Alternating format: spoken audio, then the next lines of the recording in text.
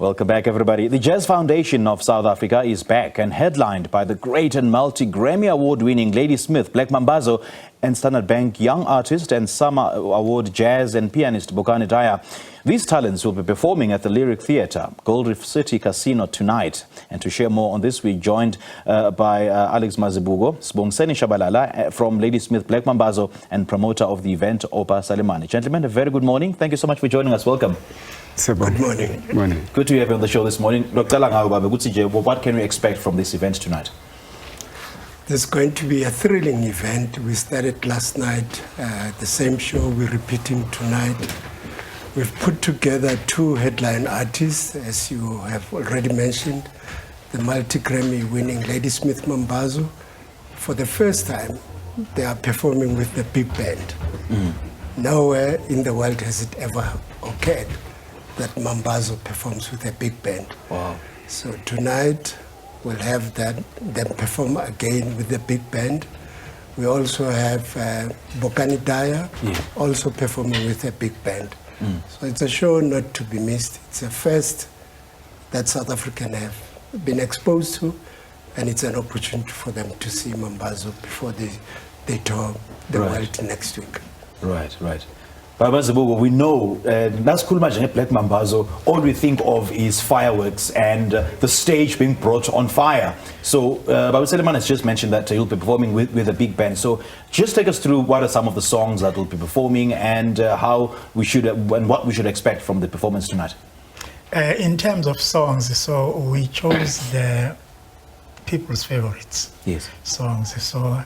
As Ladysmith Black Mambazo, we're honored to be a part of this. I think it's a history making to have this opportunity to perform with a big band. And it's also a dream come true for us, because Joseph Shabalala used to say, Ladysmith Black Mambazo, our aim is to unite people and work with everyone, just to send this message of love, peace, and harmony. Yeah.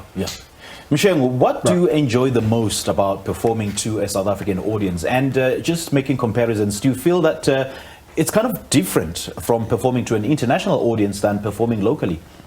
Yes, it's very different. Performing at home, it's always exciting because you start a song and everyone knows the song. They sing with you, so it just makes it easy. You have time to relax and breathe. If you're performing overseas, you have to make sure that you know your story. You're just singing all the time, and people are listening to you, and they'll surprise you in the end with their claps and the standing ovations. Then in terms of song selection, what's the thought process? I mean, how do you arrive at a decision of singing a particular song on the day? Because I know that every song is just a firm favorite.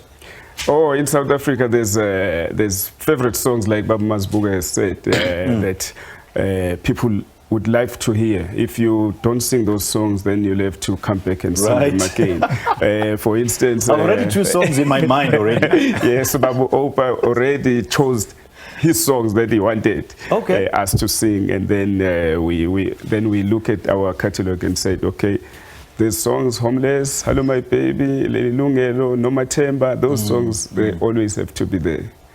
Yes. But Salemane, what's the importance of maintaining the tradition in festival like this?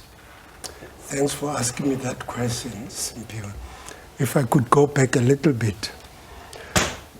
When radio arrived here in South Africa in the mid-60s, SABC in particular, was a system used by the apartheid regime to push a propaganda agenda. And they had radio all over a township, for instance, like Soweto, with many different divisions within it. They had signals. For instance, you would have Zola Mdeni, Jabulani Zondi, where the Nguni people would receive the Nguni signal.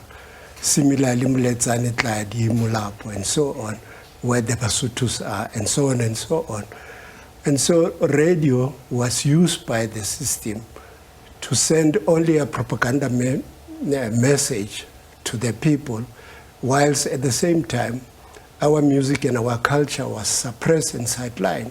The only music that our people then were exposed to was a very Eurocentric music, an American music. Hence today, the effect of that era is still impacting on us today. If you ask anyone about who Dolly Ratebe is, who Mahlatini is, none of the young people know about these artists. But if you ask them about American, they know Beyonce, they know Rihanna, and so on and so on. So it was necessary, Simpiwe, that there be an organization that looks into the interest of our people, our culture, and our music.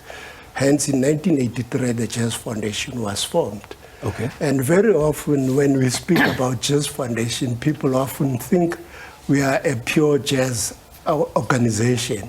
Yes, our focus is on jazz, but we know we've got Mpakanga, Katamea, Marabi, and all those musics are never showcased anywhere in South Africa. Hence, it is important for us to continue pushing the agenda of exposing and promoting our music. We've had in the past Maskandi musicians like Ubabu Madala Kunene, we've had Pegemuzi Lutuli, we've had DJs, Rude Boy Paul, doing poetry with the big band. And this concept has been there since early 2000. And of course, at that time, we had a concept known as Melody International Collaborations and Jazz Mid Symphony. And in 2017, we collapsed the two concepts into one that we now call the International Big Band Festival. You will also know, Simpiwe, that nowhere in South Africa nor in the world is a big band festival staged. We are the first and the only people in the country to stage a big band festival.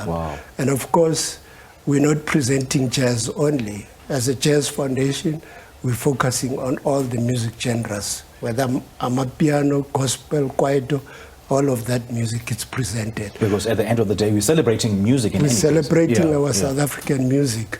And this time, for last night and today, we've invited Ladysmith Black Mambazo. As you know, it's a Katamia band. We are putting together a big band of seasoned South African musicians. Marcus Wyatt is featured there.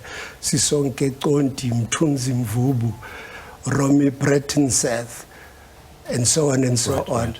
So it's a thrill that our people should come and see and watch and enjoy. And it's an absolute must-see. Like I've said, Mazibu, when it's speaking of Black Mambazo, all I think of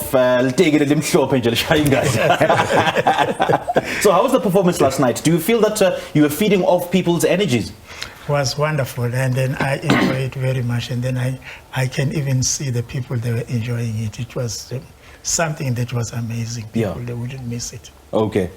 So what should people expect tonight, Mshem? Oh, abazo chabula bantu byafio.